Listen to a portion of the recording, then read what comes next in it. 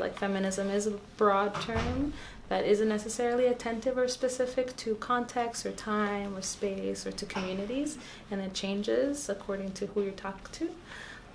But for my specific location, which is the U.S.-Mexico border, it is definitely a woman of color feminism that I'm in conversation with, and how I work through my activism and my research. Never specifically labeled myself under any type of banner, and I think that's because of my social context and political context and my sets of relations around me and my community that affect how labels are interpreted or what they mean, and then how it affects the people in those communities. So I've never actually labeled myself as a feminist. I think it's a broad term. I think it's not very specifically defined, and I think there's a reason for that, and I think that's important. But I do think that my work carries feminist mission, one that I define for myself, which I think the way that I think about feminism is it fits into the larger vision that I see for the world. Settler colonialism needs to be acknowledged as a structure that we're currently living in and that we're currently perpetuating in our day-to-day life. And what that means is acknowledging that wherever we're walking and living is indigenous land that has been resettled by non-indigenous people.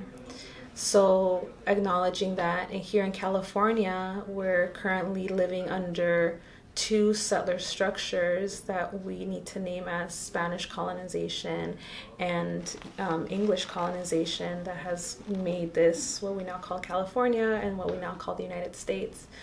So indigenous folks have lived under two structures of colonialism. And so seeing colonialism, or settler colonialism in particular, as a structure and as something that we're continuously perpetuating and making real every day because indigenous people are not allowed to have their own land and can't have it back, at least yet, then we are continuing a system of violence because the United States still exists as the United States, or because any nation state that has its colonial borders exists, and so therefore there's still violence being inflicted upon indigenous peoples. In Palestine, which is my area of research, it's really important to think about settler colonialism as a framework to look at what's happening in Palestine. I think there's many different sets of frameworks that are important, and that we shouldn't ever be limiting our view and our scope to one particular framework in most contexts, but that there needs to be some acknowledgement of this population transfer, of this mass expulsion and mass killing, and that's an ongoing thing that's been happening in Palestine for the past 70 years or more. This country called the State of Israel is something that was literally founded 70 years ago. May 1948. And so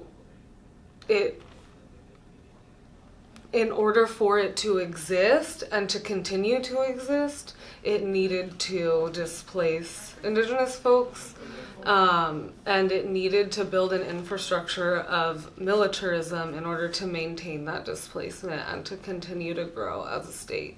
That suffer violence at the hands of the state, particularly at the border region.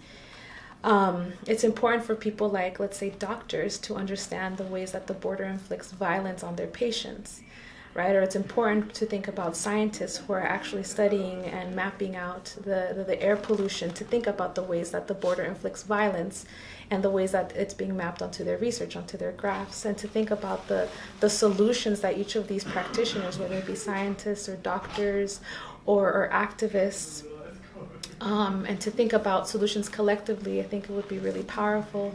And to think about feminism as a way to come up with solutions collectively across all these fields is really important.